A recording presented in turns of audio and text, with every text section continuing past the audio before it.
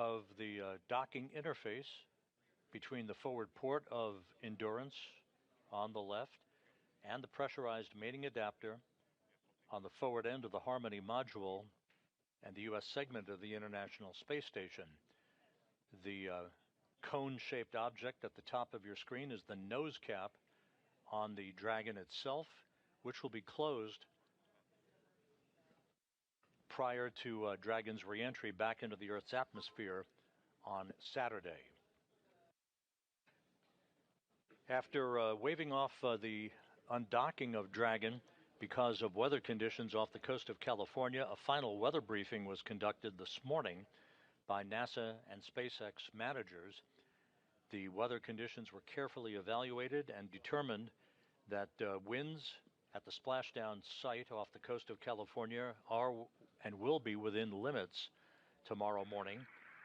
SpaceX Dragon on big loop for LIO.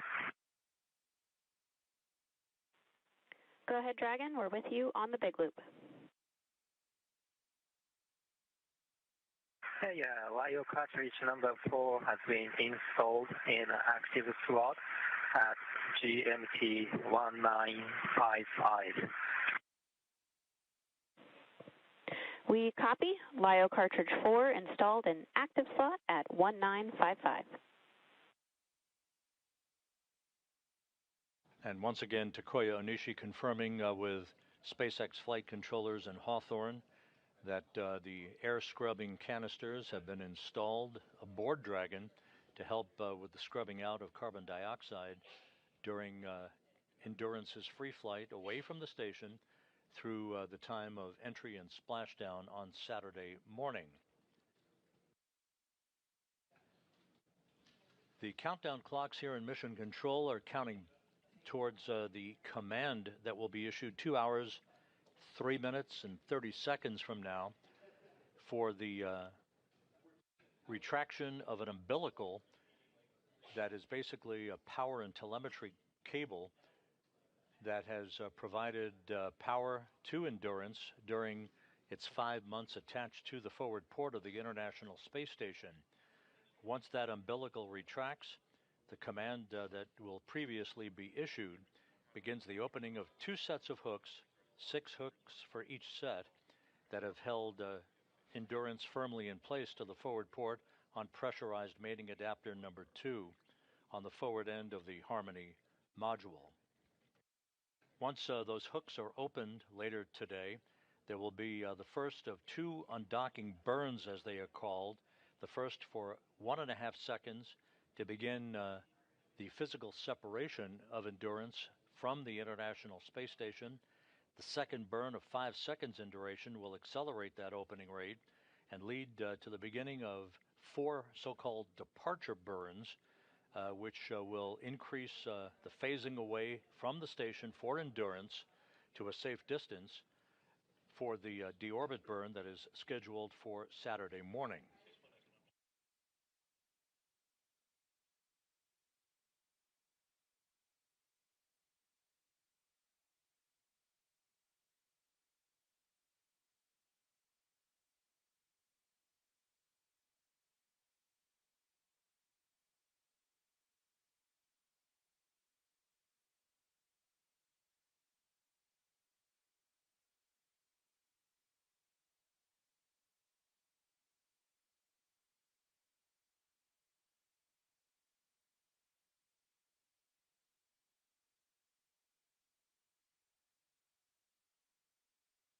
Earlier this week, the departing Crew-10 crew members, led by Commander Ann McClain, had a few moments to share their thoughts with the Expedition 73 crew members that they were part of and continue to be part of until they undock later this afternoon.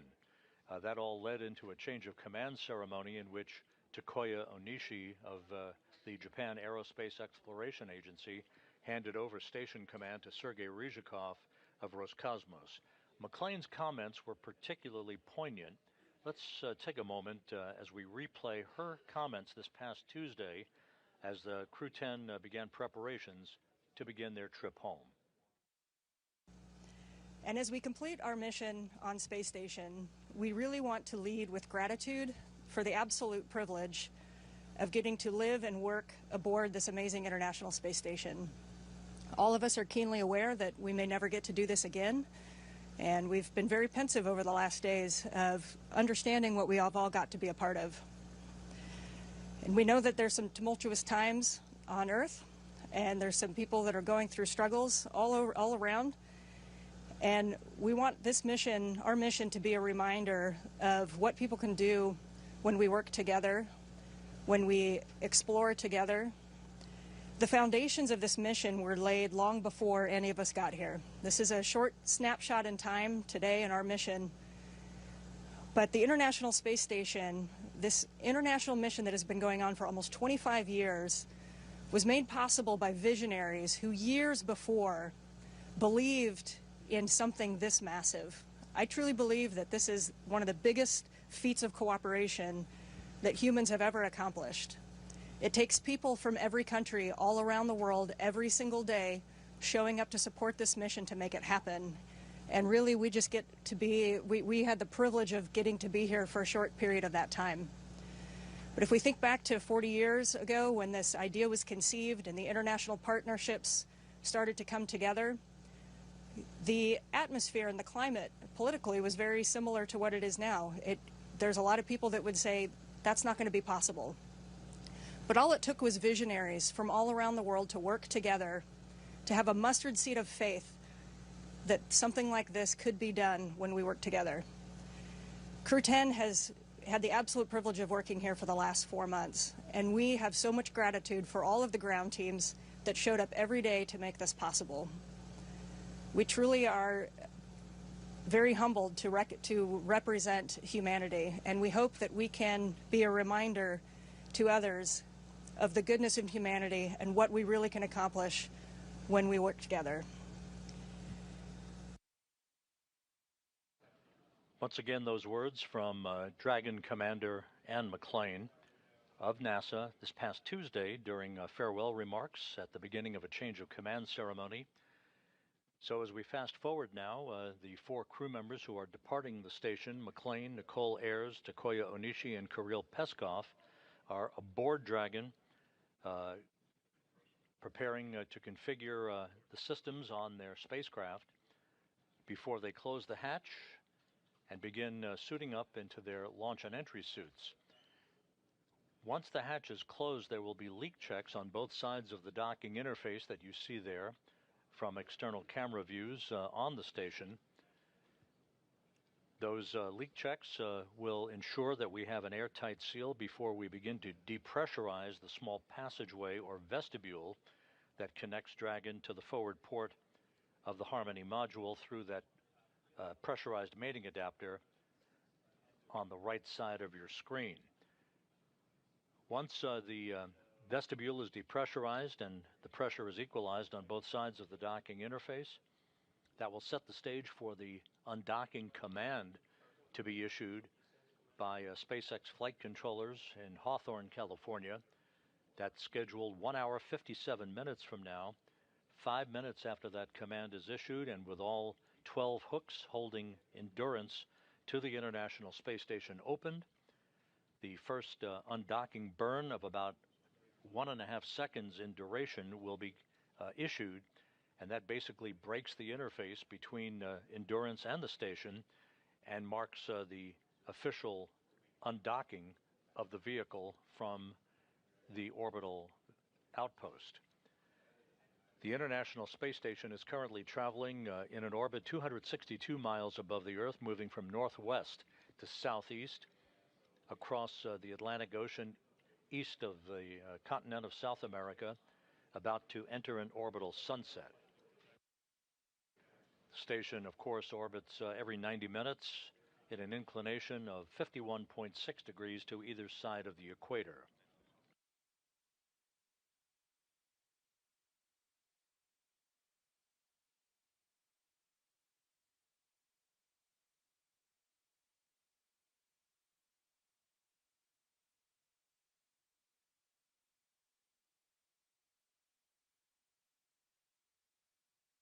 We now have received confirmation that the hatch on Endurance is closed, so we'll mark that at 3:04 p.m. Central Time, 4:04 p.m. Eastern Time. Again, the hatch closed to the Dragon Endurance.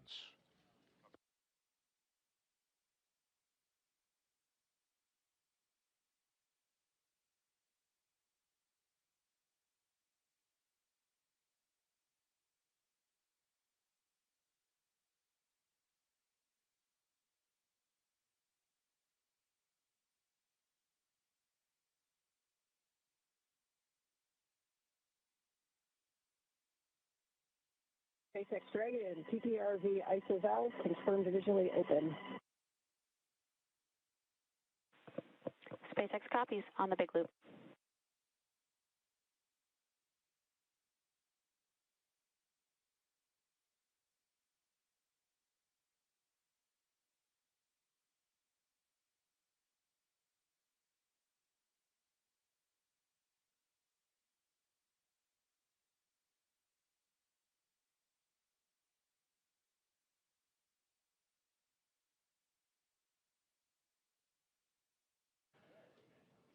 And this view inside the Dragon Endurance with the hatch to the International Space Station's Harmony module having been closed through pressurized mating adapter number 2.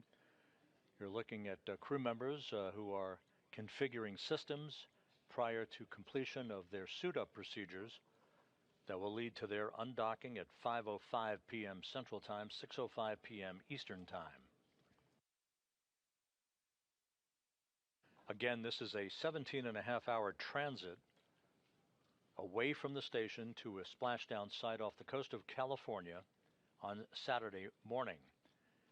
The deorbit burn on Saturday morning at 9:39 a.m. Central Time, 10:39 a.m. Eastern Time will be a 17.5-minute retrograde firing to slow Endurance down by 115 meters per second, allowing it to drop out of orbit for its high-speed entry back into the Earth's atmosphere.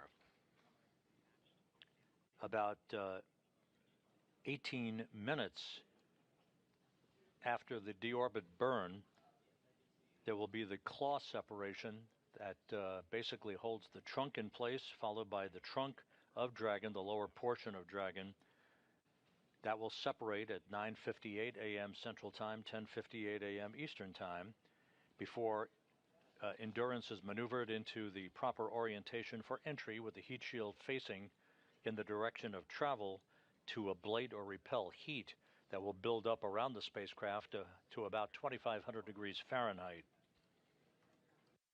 There will be a brief period of loss of signal because of the ionization of molecules around the spacecraft itself.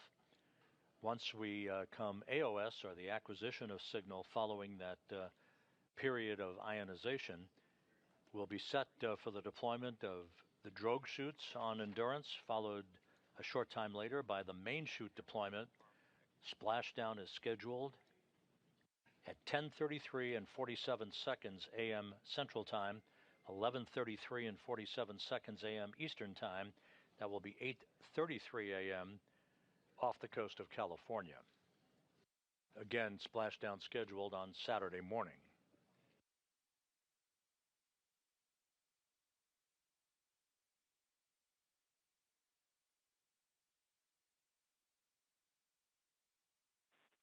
Dragon SpaceX on the big loop. Control of cabin air temperature via 4.080 is allowed until pre-chill. Note that the hex is currently configured for maximum cooling.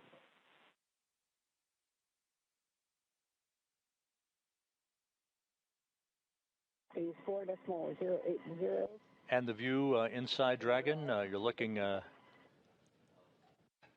the crew members who are completing their suit-up procedures. On the very right side of your screen is Takoyo Nishi and Kirill Peskov, already in their seats, Nicole Ayers and the Dragon commander, Ann McClain.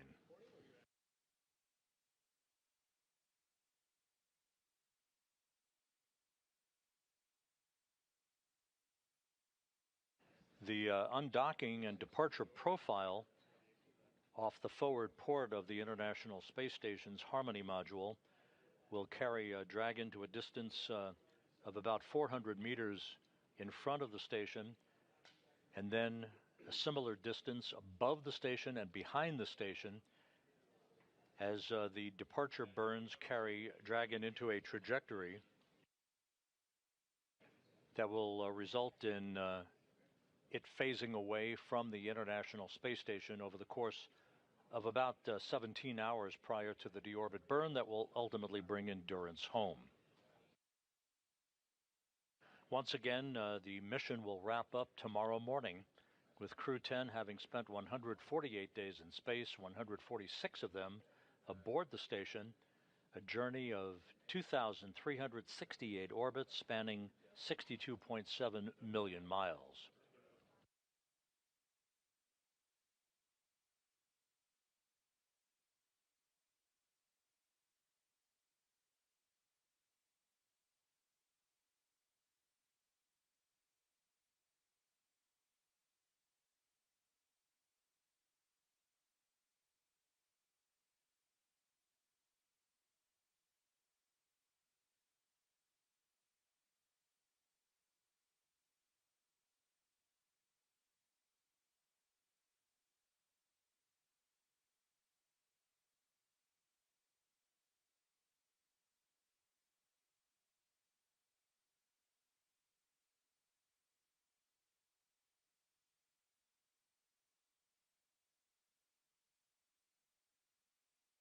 During their mission, the 4 crew members of Crew-10 conducted a multitude of scientific experiments, and Dan McLean and Nicole Ayers conducted one spacewalk totaling 5 hours and 44 minutes in duration. This will be the 4th time that a Dragon will have splashed down off the coast of California. The Fram-2 mission, the commercial resupply uncrewed CRS-32 mission, and most recently the Axiom-4 mission, all concluded with splashdowns off the coast of California, but this will be the first time that a Dragon involved in the commercial crew program will have returned to Earth with a splashdown off the coast of California.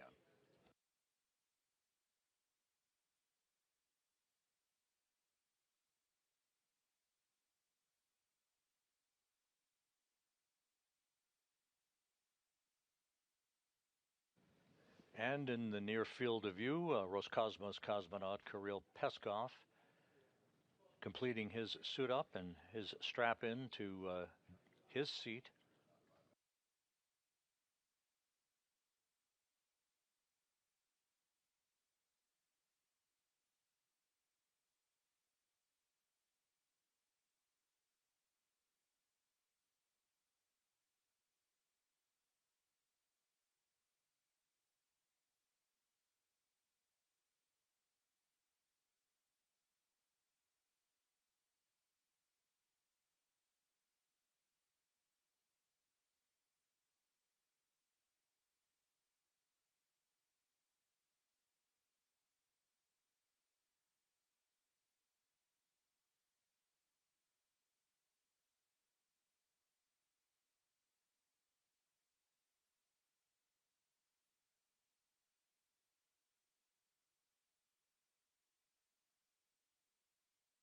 If you're just joining us, the hatch to the Dragon Endurance, that is the vehicle bringing home the Crew-10 quartet, was closed at 3:04 p.m. Central Time, 4:04 p.m. Eastern Time. You're seeing the crew members completing their suit-up procedures. There will be leak checks on both sides of the docking interface between Endurance and the forward port of the Harmony module of the International Space Station through pressurized mating adapter number 2. Once those leak checks are complete, the small passageway at the docking interface will be depressurized to vacuum. That will set the stage for the undocking command to be issued 1 hour and 46 minutes from now. That will come right on the dot at 5 p.m. Central Time, 6 p.m. Eastern Time, initiating a 5-minute procedure to retract the umbilical between Dragon and the International Space Station, that umbilical having provided power and telemetry to Dragon during the course of its almost 5 months of docked operations. 2 sets of hooks, 6 hooks per set, will then be opened. Set 1 first, followed about 2 minutes later by set 2. And then the first of the undocking burns, a quick burst of the Draco thrusters on Dragon for about a second and a half will be initiated at 5:05 p.m. Central Time, 6:05 p.m. Eastern Time, to initiate the actual physical separation of Dragon from the International Space Station.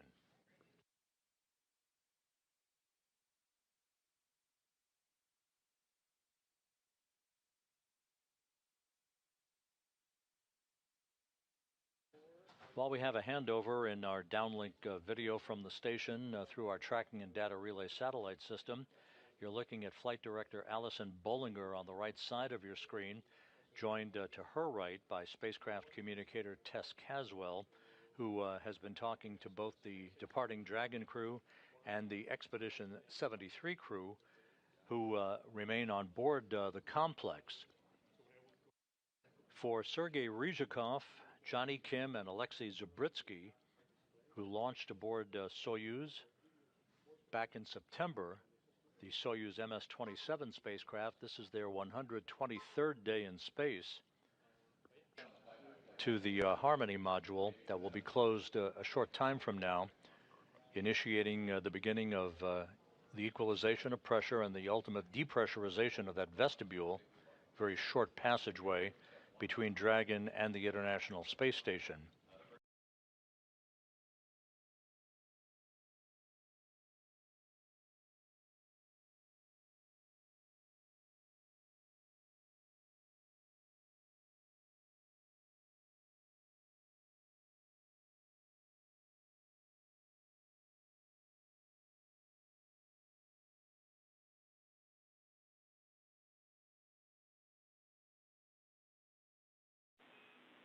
Dragon Houston on 2.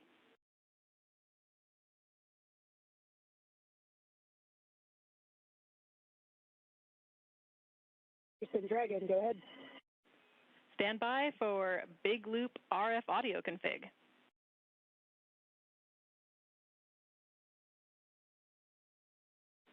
And we expect this to cause approximately a 2-minute dropout in audio with MCC.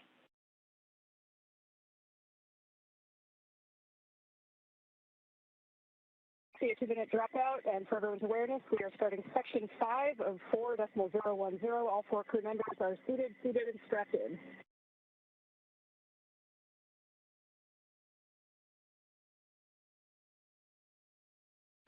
That conversation referencing the Big Loop, that is the interconnected communications channel that ties the space-to-ground loop aboard the International Space Station with the communication system aboard Dragon, and which will remain in play until Dragon departs the so-called approach ellipsoid, which is basically a racetrack boundary outside of which the integrated operations between Mission Control here in Houston and the SpaceX Mission Control Center in Hawthorne, California is conducted. Once Dragon departs the approach ellipsoid, the work is essentially done for Mission Control here in Houston for the joint phase of this mission, and SpaceX Mission Control will take over full operations of Dragon's departure, its back away and phasing away from the International Space Station all the way through splashdown on Saturday morning off the coast of California. The space station is currently flying 262 miles south of the continent of Africa, about to begin a southwest to northeasterly trek that will carry it across the east coast of Australia and back across the North Pacific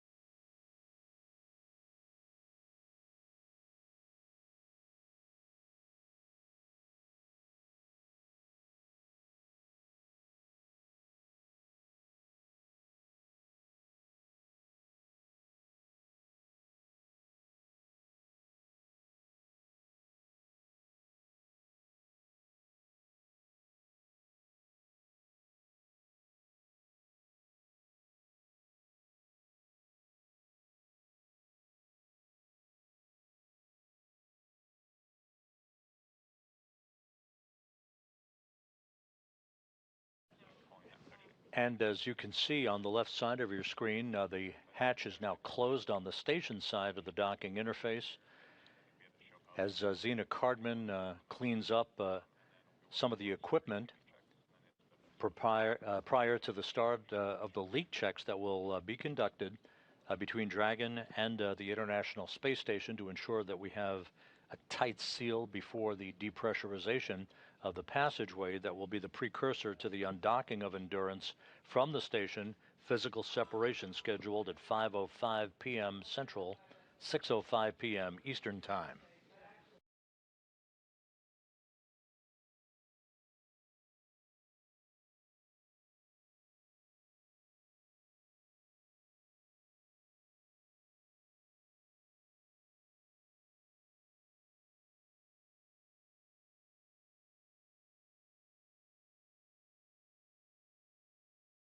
The communications loops have now been properly configured according to flight controllers here in Houston. SpaceX Dragon on the big loop.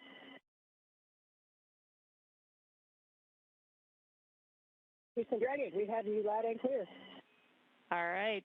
C2V2 RF config is complete on the big loop, so you were just about to call SpaceX. We'll let that be your comm check.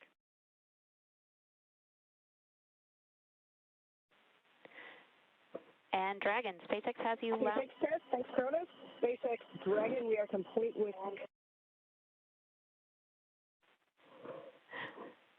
Okay, SpaceX has you loud and clear on the big loop. Complete with suit donning. We are at 4.011, looking for your go on 1.1.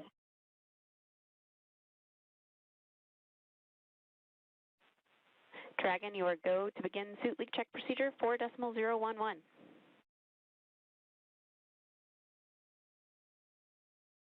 And McLean talking to both the Capcom here in Houston and the core, or SpaceX Capcom in Hawthorne, California, if you will. The procedures that they're relaying back and forth now have reached the point of leak checks on their suits to ensure that they have a tight seal on all 4 suits for the departing crew members. Stand by for your go to close the APAS hatch.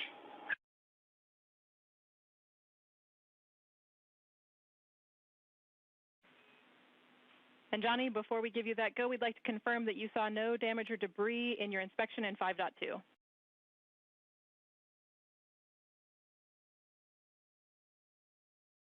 Confirm, no damage or debris, clean seals on in step 5.2. You are go for step 5.3.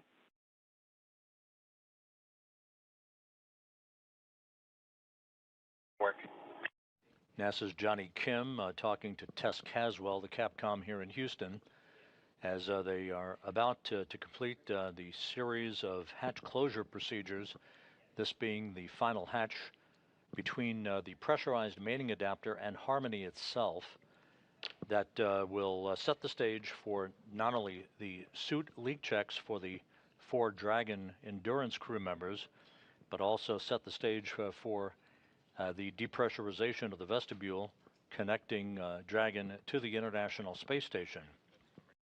We want that vestibule to be depressurized down to vacuum with readings that are equivalent on both sides of the docking interface before we move into the undocking command later this afternoon that will set in motion the physical separation of Endurance from the complex and begin the journey home for the 4 crew members comprising Crew-10 and McLean Nicole Ayers, Takoya Onishi, and Kirill Peskov.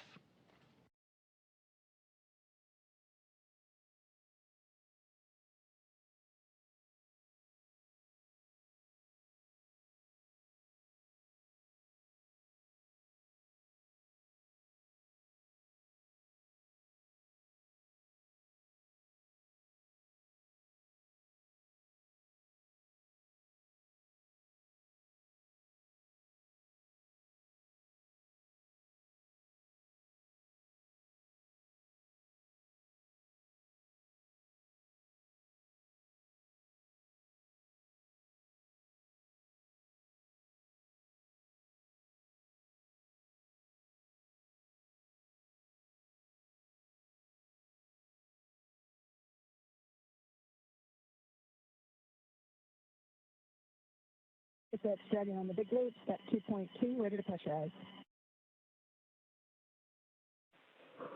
Dragon, you are go to initiate suit leak check.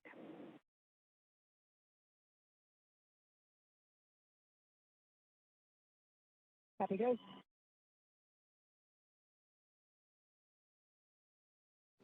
And McLean, the Endurance commander, indicating that the crew is about to pressurize their suits to ensure that we have tight seals and good integrity on the 4 suits for the departing crew members.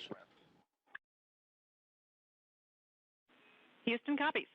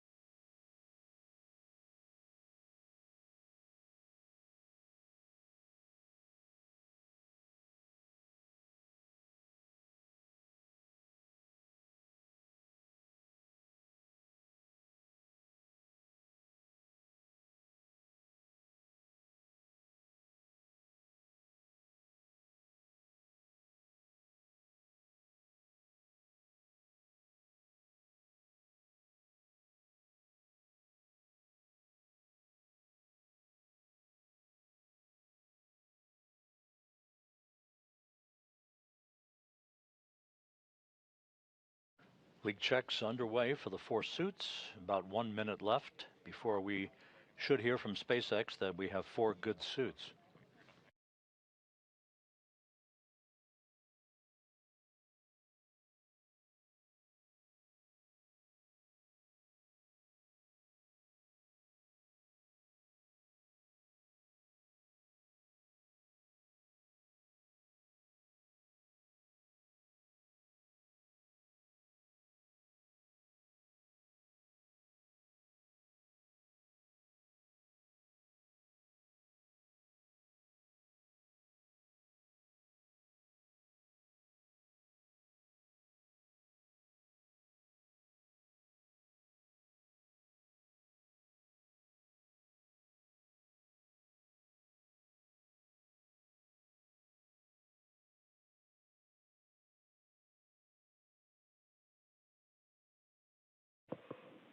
Dragon, SpaceX on the big loop, we see 4 good suit leak checks.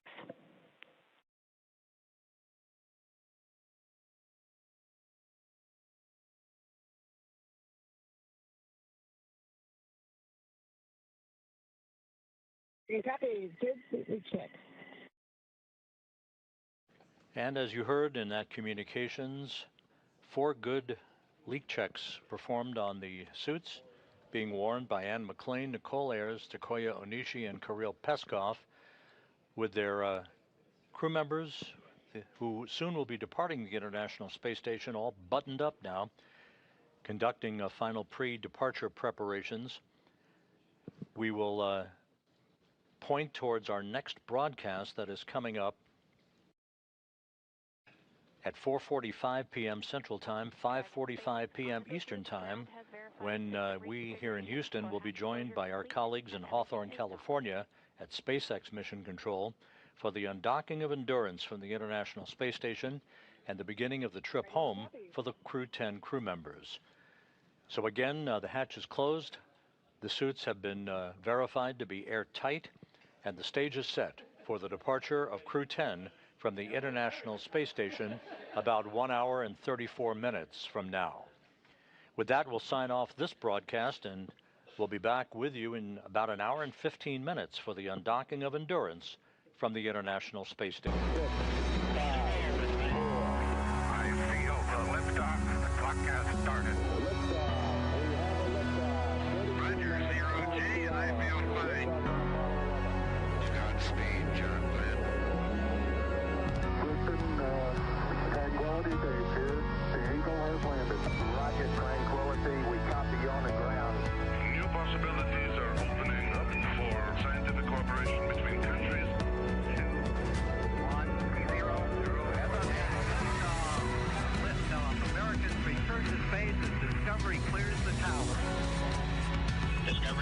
throttle up. Discovery Roger, go for deploy. Thanks, Karen, and to everybody in the shuttle program. The crew is go for launch. Roger. Nice to be in orbit. We have followed in their footsteps to get us where we are today.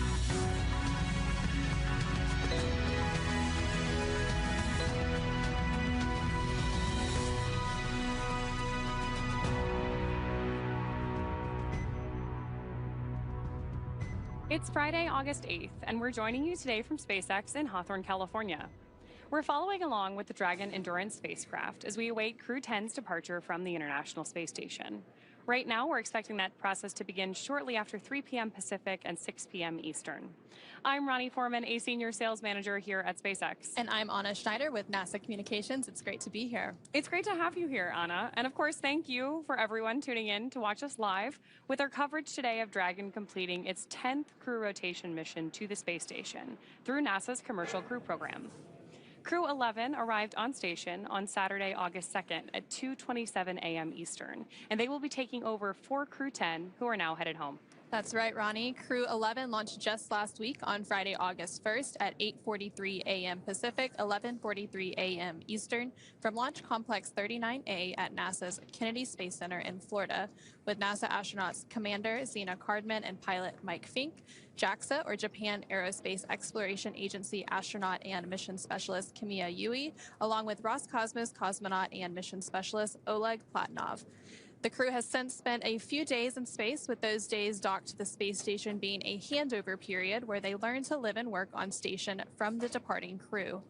Now, the returning Crew-10 members today are NASA astronauts Anne McClain and Nicole Ayers, along with JAXA astronaut Takuya Onishi and Roscosmos cosmonaut Kirill Peskov. Right now, the crew is currently suited inside Dragon, and both the Dragon and station hatches are sealed in preparation for departure. Once Dragon departs the station, the crew's flight home is expected to last around 17.5 hours.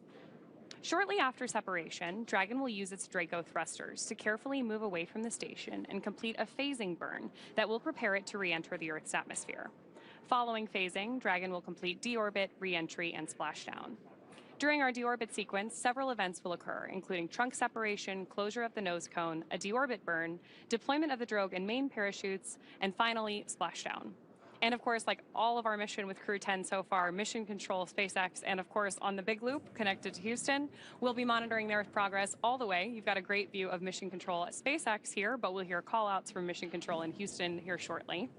And of course, Dragon is targeted to splash down off the coast of California tomorrow, August 9th, at 8:33 a.m. Pacific, 11:33 a.m. Eastern, where it will be picked up by a SpaceX recovery vessel, and our recovery teams will help to egress or exit the crew from Dragon. Now, currently on board the space station is the Expedition 73 crew, led by the current space station commander, Sergei Ryzhikov of Roscosmos. Just a few days ago, JAXA astronaut Takuya Onishi handed over command of the space station to Ryzhikov ahead of his departure today, alongside his Crew-10 crewmates. Now, also on board space station is NASA astronaut Johnny Kim, as well as Roscosmos cosmonaut Alexei Zubrutsky, and of course the recently arrived Crew-11 astronauts. Now, just like its approach to the International Space Station, Dragon's departure and deorbit is designed to be fully autonomous, requiring no action from the crew on board. NASA astronaut Johnny Kim has helped the crew members prepare for today's departure and will be watching from the cupola, but the prime departure monitoring role falls on Anne McClain from inside Dragon. Mission Control in both Houston and Hawthorne will back them up as we step through today's undocking. And speaking of Mission Control in Houston, let's check in with NASA Public Affairs Officer Rob Navius at the Johnson Space Center in Houston to talk a bit about how the station crew have been preparing to send today's crew home and what we can expect from here until Dragon departs from station. Rob? Thanks very much, Anna. Here in Mission Control in Houston, the team on console is led by Flight Director Allison Bollinger. She's joined by spacecraft communicator Tess Caswell, who will be talking directly to the crew through that big loop you described, all the way through the exit from the so-called approach ellipsoid, which is the racetrack boundary, after which joint operations will conclude between Houston and your Mission Control there in Hawthorne, California. A short time ago, Bollinger polled her team of flight controllers here and received a go for undocking. Now, the undocking time has been adjusted ever so slightly by just a few minutes to the right. the undocking command that will initiate the retraction of the umbilical between Dragon and the station that has been providing telemetry and electricity to the Dragon Endurance will be retracted. That will then initiate the opening of 2 sets of hooks, 6 hooks per set, that will physically separate Dragon from the International Space Station and conclude its 5-month stay on board the orbital outpost. Once that separation occurs, and it is now targeted, by the way, for 5:15 p.m. Central Time, 6:15 p.m. Eastern Time, that would mark physical separation. Dragon will move away from the forward port of Harmony to a point about 400 meters in front of the station. Then through a series of departure burns, we'll move to a point above the station, behind the station, and then we'll phase away below the station for a 17.5-hour transit to its deorbit burn and splashdown off the coast of California on Saturday morning, as you described. The crew statistics for Crew-10, very impressive. They will have spent 148 days in space at the time of their splashdown on Saturday morning, 146 days of which were locked in and working with the Expedition 73 crew aboard the International Space Station. McLean, Ayres, Peskov, and Onishi will have completed 2,368 orbits of the Earth, a mission spanning 62.7 million miles. And McLean will have totaled 352 days in space during her 2 missions once she returns to Earth on Saturday. Ayres and Peskov, both first-time flyers, will have accrued 148 days, and Takuya Onishi, completing his 2nd flight into space, will have totaled 263 days on his 2 missions. So everything is all set for the departure of Crew-10 from the station. By the way, the delay, the wave-offs, if you will, because of weather over the past couple of days, concluded with a weather briefing this morning, and SpaceX and NASA were both go for undocking with the conditions, lighter winds, and even though there are some low clouds expected at the time of final descent for Endurance to its splashdown point off the coast of California, those conditions are well within limits to allow the undocking today and the return to Earth tomorrow for Crew-10.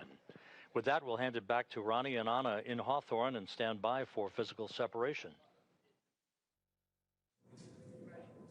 Thank you so much, Rob, and thank you for those updates. Of course, the team will continue to watch and monitor the weather all the way through splashdown and as they make their way through those phasing burns and onto deorbit tomorrow morning.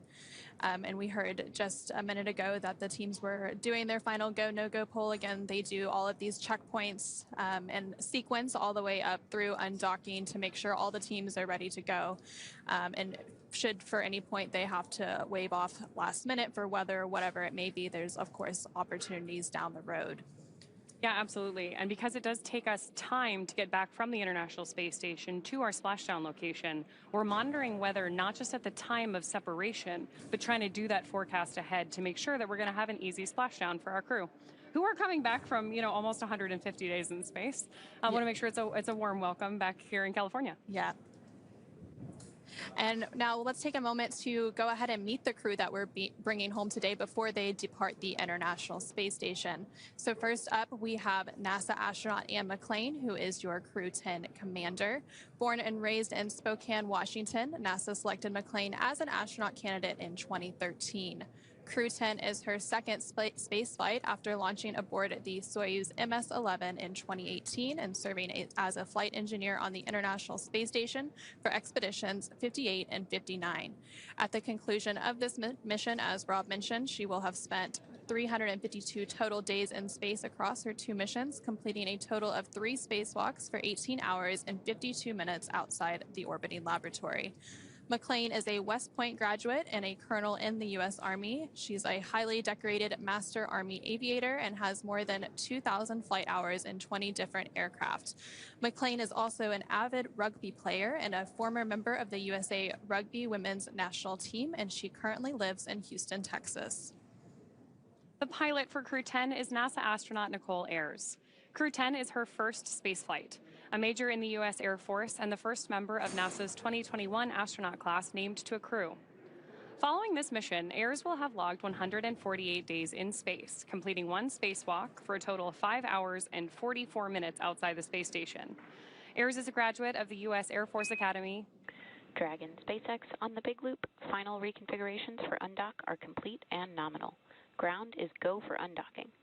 Undock sequence start time is 22:10.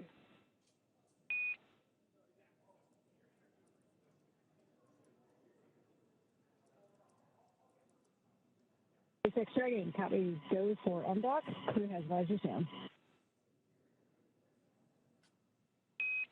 SpaceX copies, visors down.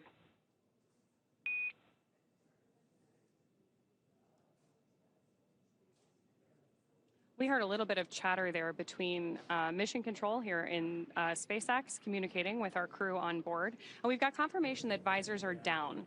What we're doing right now is getting the crew into their fully suited up, ready to depart configuration, because we want to make sure that for all of these dynamic phases of flight, we have them safely inside their spacesuits.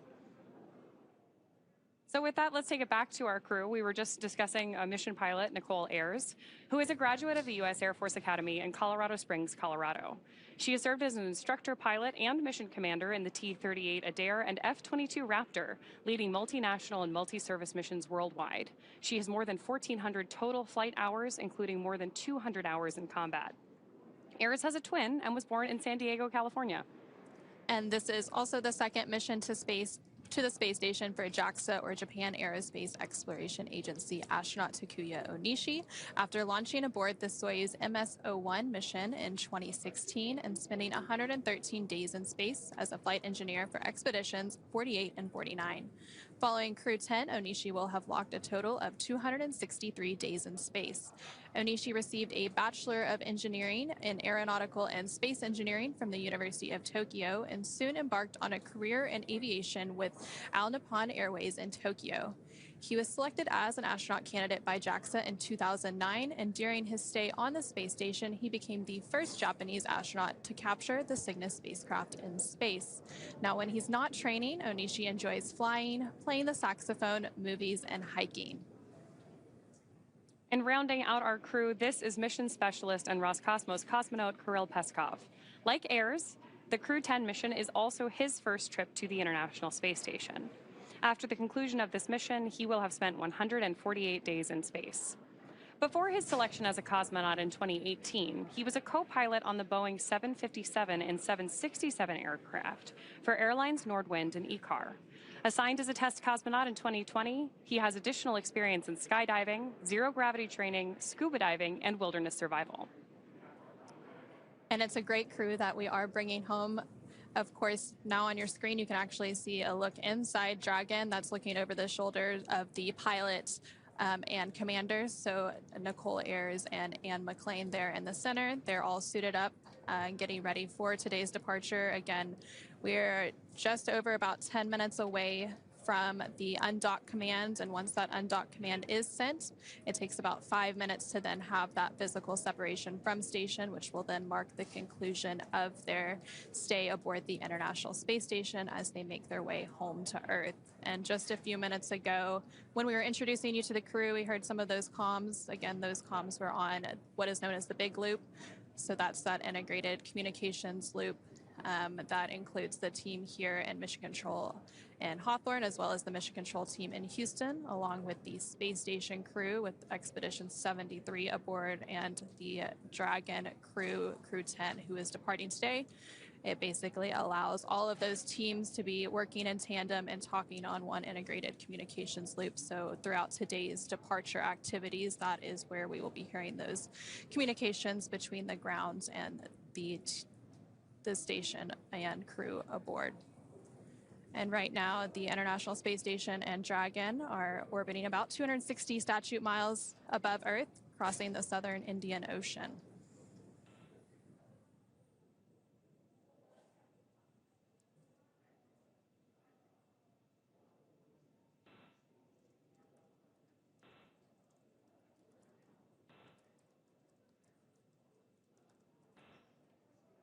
And we also did just hear a few minutes ago that the teams had pulled go to proceed with today's undocking and departure activities. So again, we are just standing by for that undocking command here in just about 10 minutes.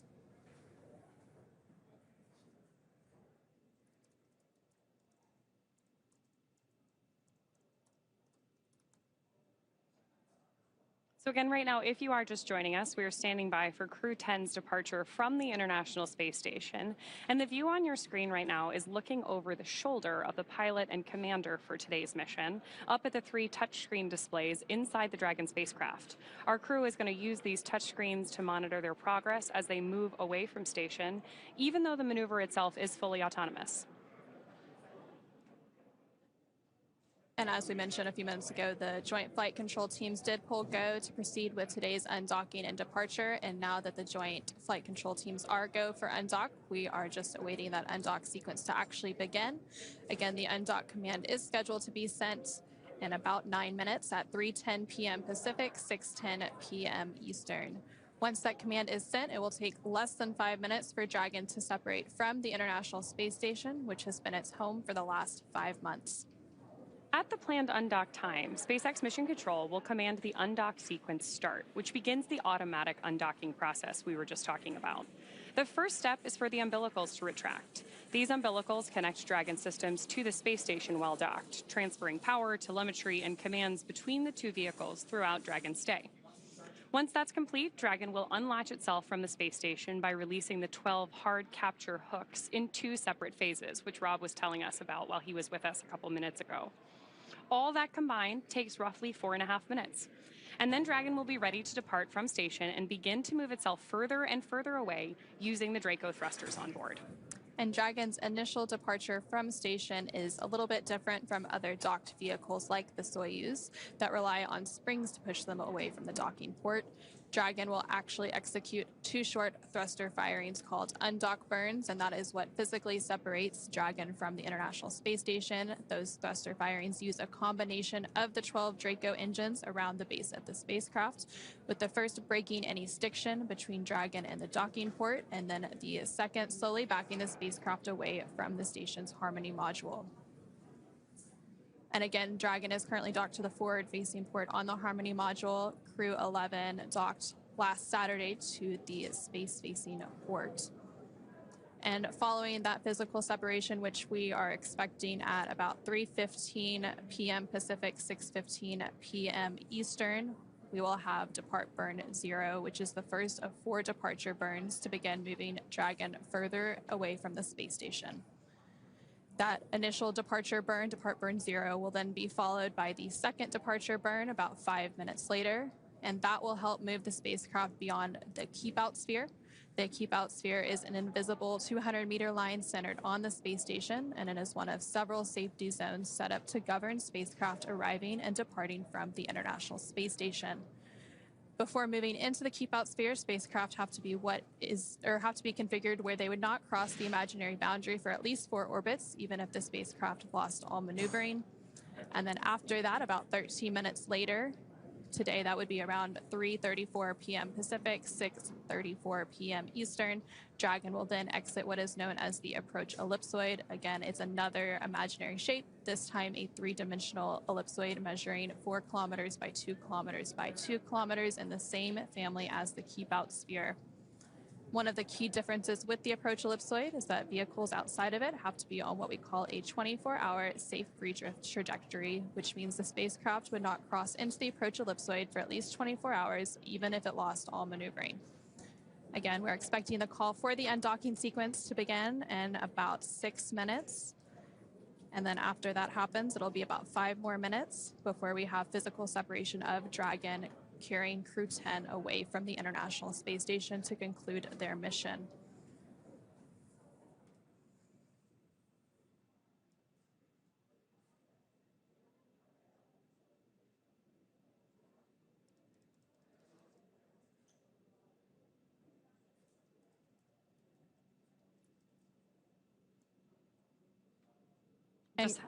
Just had a shot a second there of our crew on board working through some final checklists, preparing for that undocking sequence start.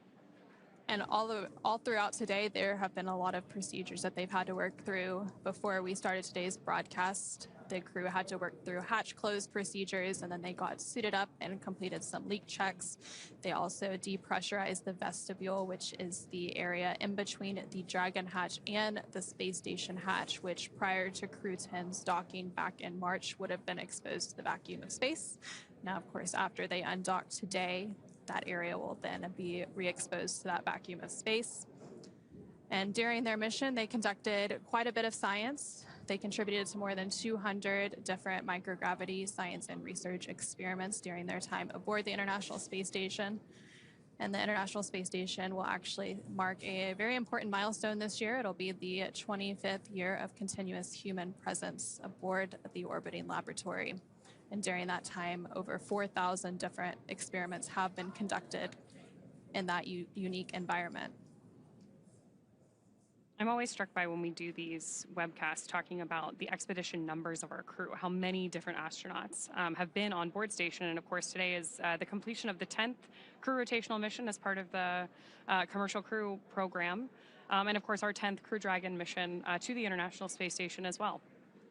For those of you just joining us or have not watched an undocking before, in the lower left-hand corner of your screen now, you have the range and rate available so that you can help monitor along from home, just like we're monitoring here from Mission Control. The range tells you about how far away from the station we are, and the rate is the speed at which that distance is changing. So we're looking for both to increase as we move through these carefully planned maneuvers as we go through our separation, phasing burns, and ultimately head towards splashdown. And what's really interesting about undockings and dockings is that both vehicles are actually traveling at about 17,000 miles per hour. So if you think about it, the relative rate seems small and it seems like they're going so slow when you're watching it on TV, but it's really, they're going very fast, and they orbit about 260 statute miles above Earth. So as Dragon makes its way back to Earth, it of course has to lower down so that it can re-enter Earth's atmosphere, again targeting that splashdown early tomorrow morning around 8:33 a.m. Pacific. And we're now just about 3 minutes away from that undock command, which will be sent to Dragon from the ground, and that will then command the umbilicals to retract, and those umbilicals provide power between Dragon and the space station, and those were initially attached when Dragon docked to the International Space Station back in March. So then after the umbilicals retract, then we will have those hooks begin to drive open, and that will happen in 2 sets of 6. And then once that happens, Dragon will conduct those 2 short thruster firings to physically separate it from station.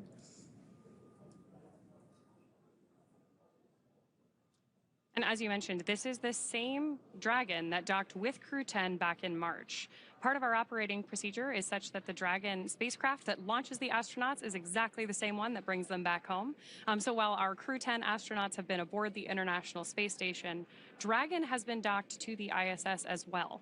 And we're using them in that docked configuration, effectively as one vehicle. Their spacesuits are stored inside of Dragon, as are some of those experiments that you were talking about.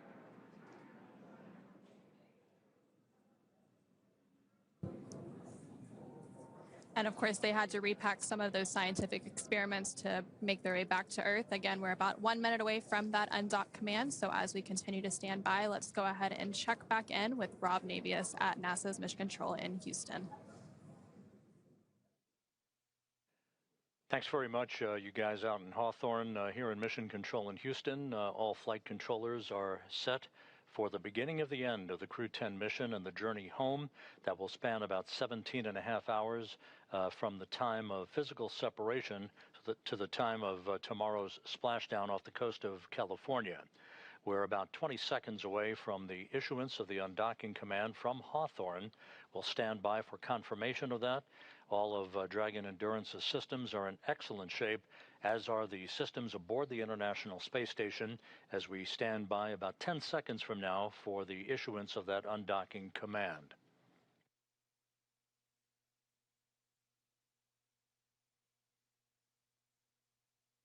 And execution of the command now has been issued. The first step on the road to separation will be the retraction of the umbilical that you just heard a moment ago.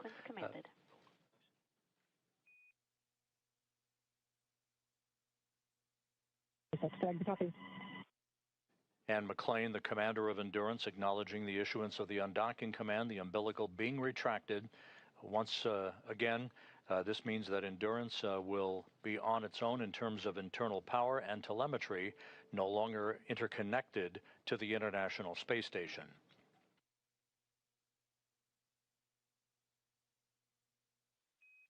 umbilical demate complete and nominal. And the first set of hooks now traveling. 2 gangs of hooks, 6 hooks apiece, will open in sequential fashion. Hook set number 1 followed quickly by hook set number 2. And then the next step will be that 1.5 second pulse of the Draco thrusters, the undocking burn that will create the physical separation between Dragon and the International Space Station.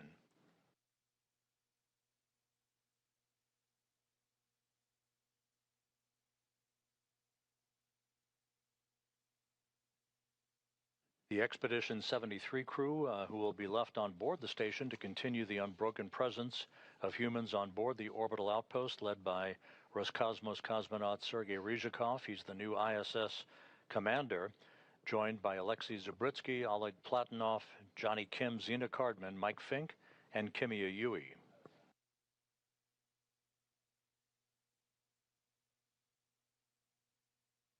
Takes about 5 minutes from the issuance of the undocking command until physical separation, so we'll be standing by to annotate the exact time and location over the Earth at the point of physical separation that will begin the trip home for Dragon Endurance.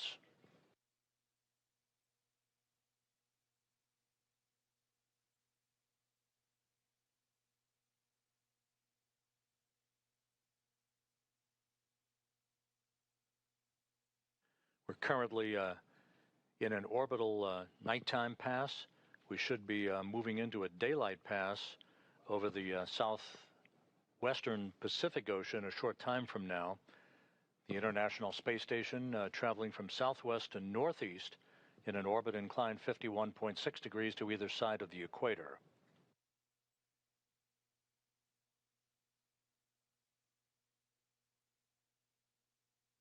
And the first set of hooks now open, now working on the second set. First set of hooks, open and nominal.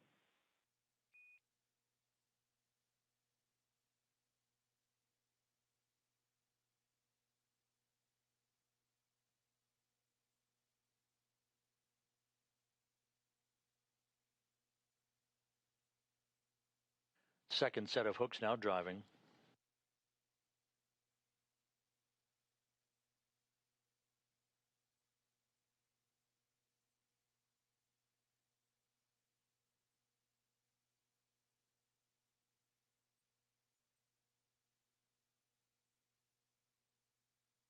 All quiet here in the mission control room here in Houston, the International Space Station Flight Control Room.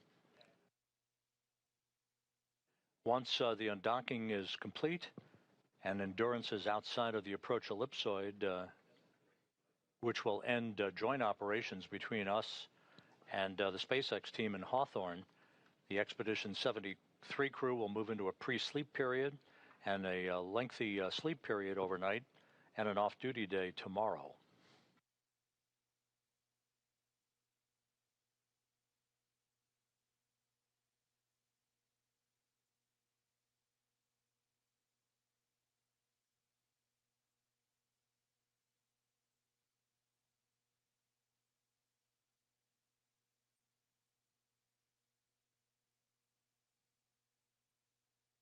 The second set of hooks now open, standing by for undock burn number 1.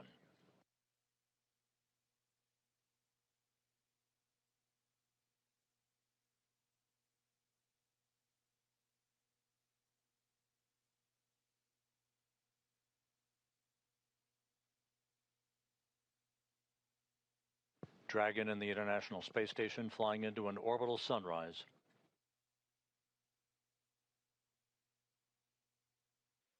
All hooks confirmed to be open. All hooks now open and nominal. Dragon separation. And we have undocking. Physical separation confirmed at 5:15 p.m. Central Time, 6:15 p.m. Eastern Time, as the station and Dragon flew 260 miles over Jakarta, Indonesia. And undock burn number 2 has been completed. And depart 0 burn now underway. You can see those Draco thrusters doing their thing. opening up an increasingly quicker separation rate between Dragon and the station. Depart 0 burn complete. Depart burn 0 complete. Performance nominal. Visiting vehicle officer here reports good trajectory as Dragon Endurance leaves the International Space Station from which it docked 146 days ago.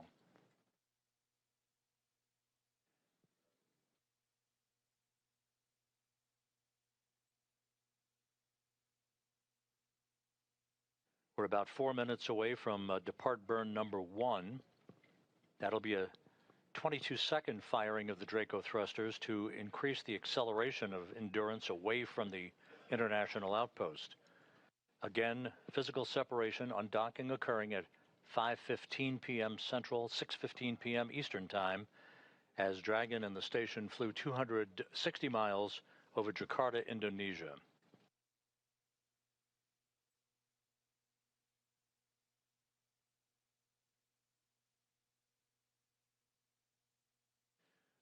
And again, we will remain in integrated operations with Hawthorne, California and SpaceX Mission Control until the time that Endurance has exited the approach ellipsoid, which is that 2 by 2 by 4 kilometer invisible boundary, basically a racetrack shaped oval type boundary that represents the vicinity of the neighborhood of the International Space Station within which integrated operations are conducted.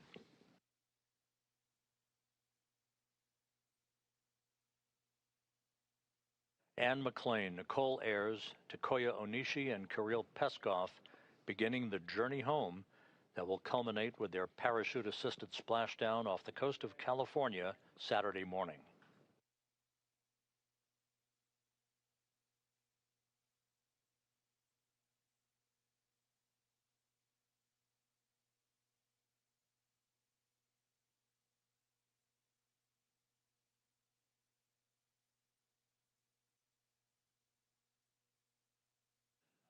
The track of Dragon in the station will carry it a moment from now across Malaysia and then just south of Manila, the capital of the Philippines.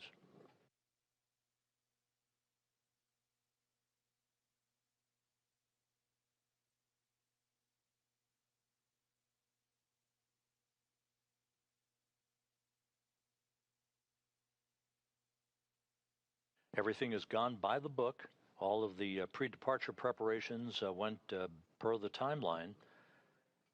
The undocking was deliberately pushed back a few minutes to gain better visibility, communications, and camera views of Dragon as it departed the International Space Station.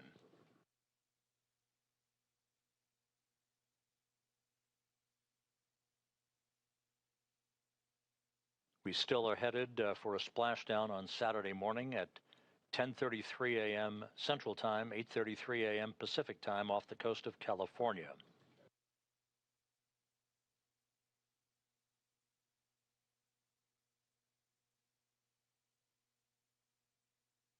This will be the fourth time that SpaceX will have executed a splashdown and recovery off the coast of California, following in the footsteps of Fram-2, the 32nd commercial resupply mission, a cargo Dragon, and then most recently Axiom 4, but this will be the first time that a California splashdown will have been executed as part of the commercial crew program.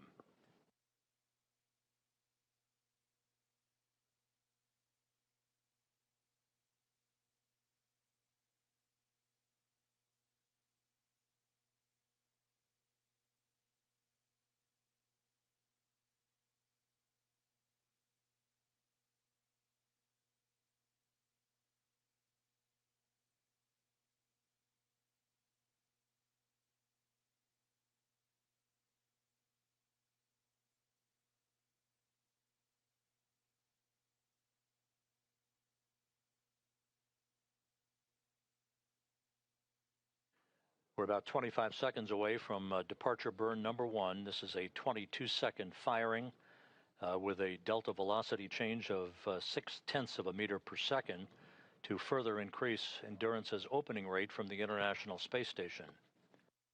That will be followed seconds later by its exit from the keep-out sphere, the first of these two boundaries within which integrated operations are occurring, and depart burn 1 underway.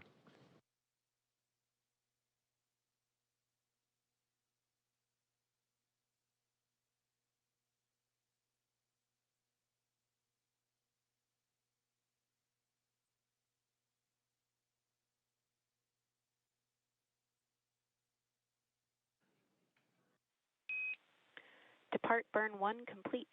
You are go to DOF suits per procedure 4.012. Reminder, ground will be deactivating the big loop following exit from the approach ellipsoid.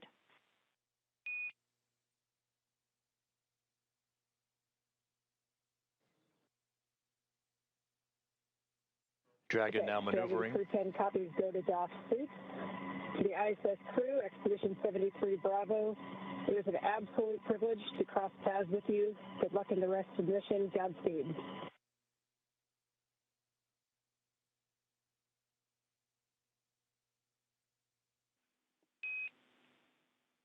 Anne, Vapor, Talk, and Kirill, thank you for your wishes. We wish you fair winds and following seas. It's been an honor for all of us around the world to support you as you lived and worked on the International Space Station.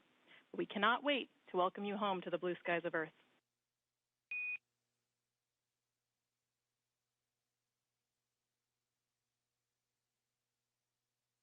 Endurance Commander Anne McClain exchanging words with... Crew-10 station on a big loop. Fair winds and following seas. It was a huge honor to work with you all. We're going to miss you, and we can't wait to see you back on Earth.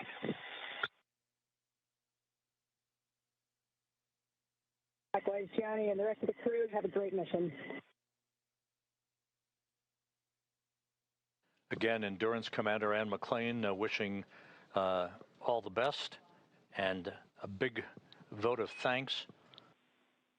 Dragon and Station, Houston on the big loop. Dragon has exited the keep-out sphere.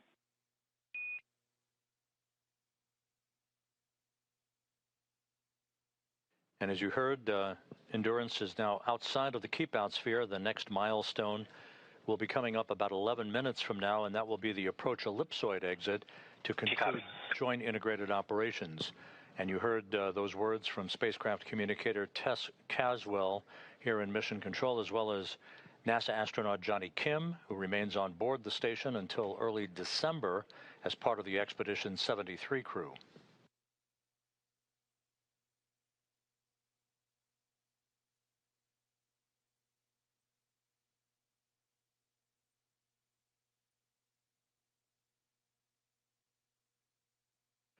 So with Endurance well on the way on the first leg of its journey home that will culminate with its splashdown off the coast of California Saturday morning, we're about to conclude joint integrated operations with Hawthorne here in Mission Control in Houston.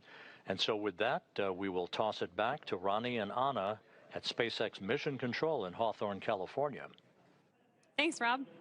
So as you mentioned, we are now waiting for Dragon to exit the approach ellipsoid, or AE, which is another imaginary shape, this time a three-dimensional ellipsoid, measuring 4 kilometers by 2 kilometers by 2 kilometers.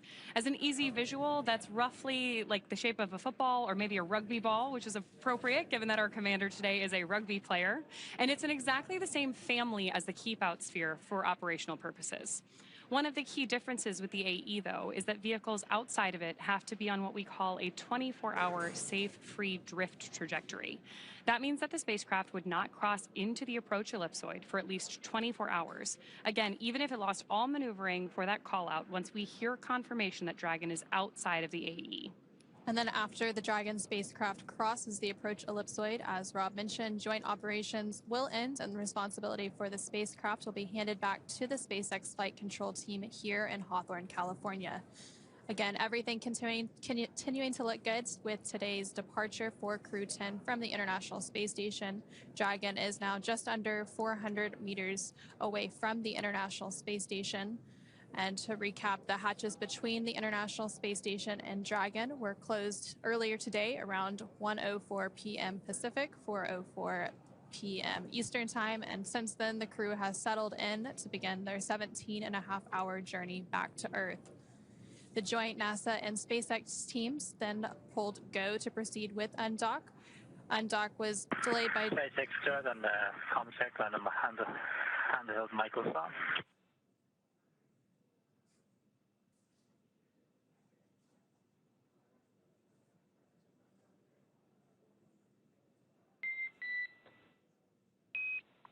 I have you loud and clear on the cabin mic on the big loop.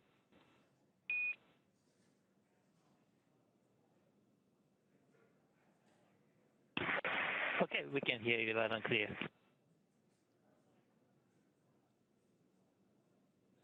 And those comms there were with the core or the crew. SpaceX Dragon, com check on Dragon to ground. I've got you loud and clear on Dragon to ground. How me?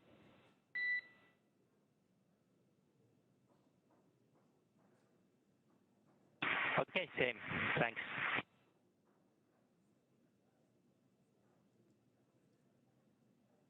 Again, those comms there were between JAXA astronaut Takuya Onishi and the core or the crew operations resource engineer in SpaceX Mission Control in Hawthorne, just behind us. And again, to recap a little bit, the undock command was sent around 3:10 p.m. Pacific, 6:10 p.m. Eastern. This was then followed by umbilical retraction and hooks opening, with that physical separation then taking place at 3:15 p.m. Pacific, 6:15 p.m. Eastern, as the space station and Dragon were traveling 260 statute miles over Indonesia. Dragon has since completed 2 of 4 departure burns and exited the keep-out sphere. Again, that is that 200-meter invisible boundary around the International Space Station. We are now about 5 or so minutes away from Dragon crossing the approach ellipsoid to set the spacecraft and Crew-10 up for their path back to Earth. Dragon is now about 500 meters away from the International Space Station. Again, that range and range rate continuing to increase as it continues on its departure. Again, Dragon is targeted to splash down off the coast of California tomorrow, August 9th at 8:33 a.m. Pacific, 11:33 a.m. Eastern, marking the completion of their 5-month science and research mission. Of course, if you're following along, you've noticed that in the bottom left-hand corner of your screen, we have updated the telemetry that we're sharing with you, now tracking the speed and altitude of the Dragon spacecraft. There we've got a shot on board on your screen right now of on board the Dragon spacecraft. Our crew inside has been given the go to doff their suits. Generally speaking, we always have the astronauts in their suits when we're in dynamic phases of flight. That's because the spacesuits are effectively an extension of the spacecraft. If we needed to for any reason, the spacesuit is designed to keep the astronauts safe. Now that we've cleared that dynamic phase, it's time for them to take those suits off, get a little bit more comfortable for their 17.5-hour journey home. And then they will put those suits back on just before they begin that deorbit phase. So they'll have a little bit of time to get some sleep, get a meal, and really settle in, since it is a 17.5-hour journey. Again, we are about 5 or 6 minutes away from exiting the approach ellipsoid. Again, that is that 2 kilometer by 2 kilometer by 4 kilometer invisible boundary that we are waiting for Dragon to exit. And once that happens, Crew-10 will no longer be in integrated operations, and you did hear them setting up some of the communications directly between SpaceX Mission Control and Hawthorne and Crew-10 aboard Dragon, so it'll be a direct communication with them without the station crew in the loop there.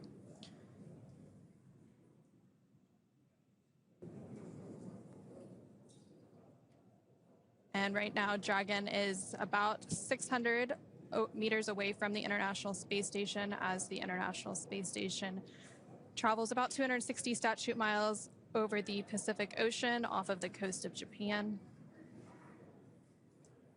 And the International Space Station does go through an orbit every 90 minutes or so.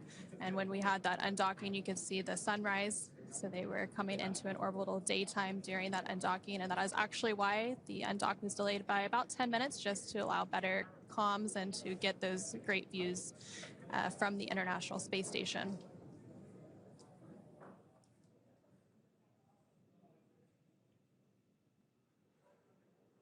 As you mentioned, because we're orbiting the Earth roughly every 90 minutes, our Crew-10 astronauts and those astronauts still on board the International Space Station are seeing about 15 sunrises and sunsets every day. And there on your screen, you're seeing a live look inside the SpaceX Mission Control here in Hawthorne. Again, the Dragon and the International Space Station do go in and out of signal as they transition satellites, which is known as a loss of signal. And then once they reacquire signal, that'd be acquisition of signal. And there you can see a live look of Dragon from the International Space Station. And those cameras on the International Space Station are actually controlled by a flight controller and mission control in Houston known as Cronus. So they actually manually work to follow Dragon during its approach as well as during its arrival and docking, which happened back in March.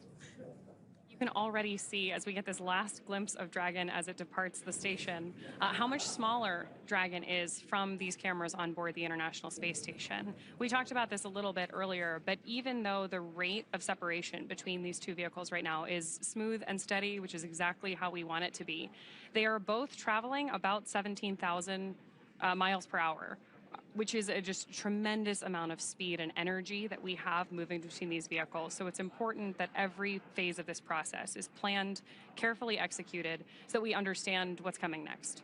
And right now, Dragon is about 750 meters away from the International Space Station. So again, continuing to increase that gap between the space station and Dragon as we continue to await confirmation of approach ellipsoid exit. And there on your screen, you can actually see a map which depicts where Dragon and the International Space Station are flying. Again, they're flying over the Pacific Ocean. We have kind of the zoomed in view here available on your screen right now, but you can always see our position relative to the Earth in the bottom right-hand corner of your screen. You can see that little light where we have Dragon over, again, the Pacific Ocean. And then right next to that, you can see a map of Dragon's Draco thrusters. Each of those little white puffs that you see are small adjustments that the Draco thrusters on board Dragon are making to control its position. In spacecraft, we generally refer to that as the spacecraft's attitude, but we are talking about the relative 3D orientation of the spacecraft. And right now, that range rate is about 1.1 meters per second, so slowly starting to increase that speed as Dragon continues to make its departure from the International Space Station. As we stand by for confirmation of approach ellipsoid exit, the Dragon spacecraft is currently over 830 meters away from the space station. Again, this is following its undocking and physical separation about 18 minutes ago at 3:15 p.m. Pacific, 6:15 p.m. Eastern.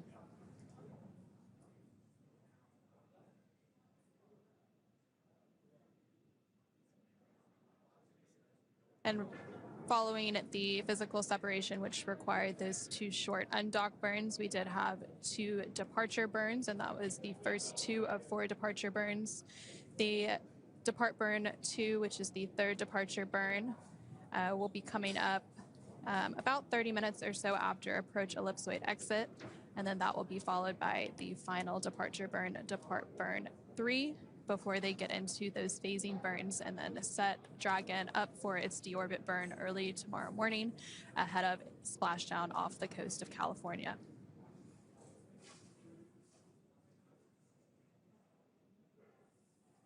We talked about this a little bit earlier on too, but following that phasing burn, Dragon is going to complete deorbit reentry and splashdown.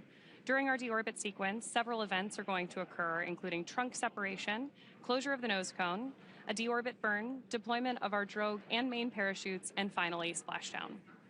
And then after splashdown, there's still quite a few activities that have to take place to actually hoist Dragon up onto the recovery vessel. The recovery vessel for this is the Shannon.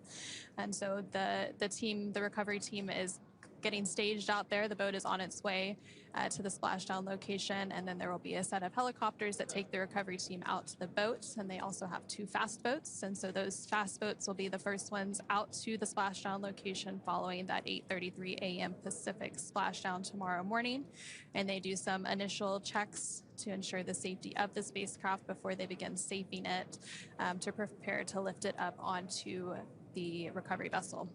And of course, once Dragon is on board our recovery vessel, we're going to help the crew egress or exit Dragon. And then we'll also do some quick recovery of the time-sensitive scientific experiments and cargo on board, sending those to different research labs all around. SpaceX on the big loop. Dragon has exited the approach ellipsoid and is on a 24-hour safe free drift trajectory. Configure COM for Dragon aground in preparation for disabling the big loop.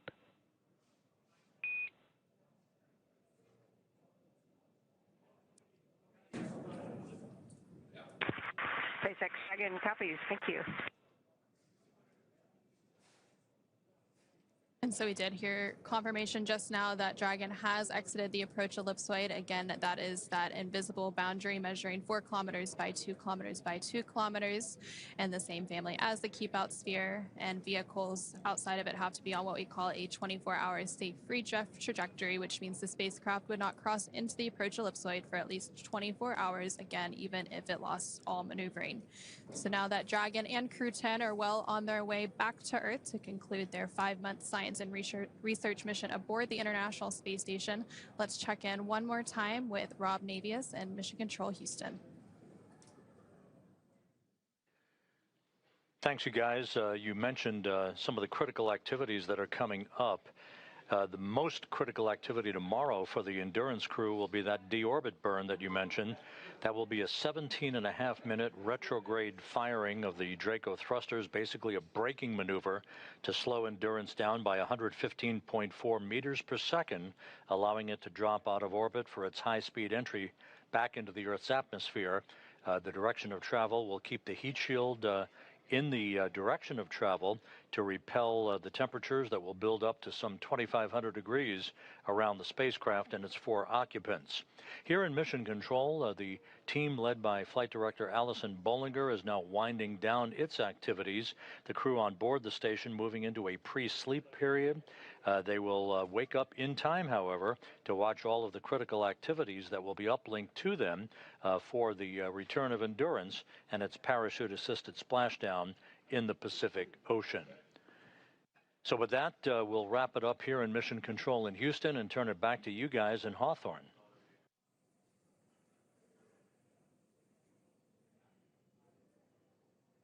Thanks, Rob. As you mentioned, with that, Crew-10 has officially departed the International Space Station. It's going to take them about 17.5 hours until they make their way back to Earth. The crew is currently doffing or removing their spacesuits to settle in for that ride home. As we've mentioned previously, Dragon is targeted to splash down off the coast of California at 8:33 a.m. Pacific time tomorrow, Saturday, August 9th, followed by the crew getting picked up at sea by a SpaceX recovery vessel. As they rest up, our teams here will continue to keep an eye on the weather to ensure a safe return for Dragon and our Crew-10 astronauts. And although our undocking coverage is concluding for today, you can continue to follow along with Crew-10's journey back to Earth by listening to real-time mission audio, the same operational communication used by flight controllers on the ground on NASA's YouTube channel. Meanwhile, we will rejoin for live visual coverage starting a little more than 1 hour prior to splashdown at 7:15 a.m. Pacific, 10:15 a.m. Eastern tomorrow. And as always, you can find mission updates on X, at NASA, at SpaceX, and online at NASA.gov. Thanks again for watching. We'll see you soon, and our Crew-10 astronauts back on Earth very soon.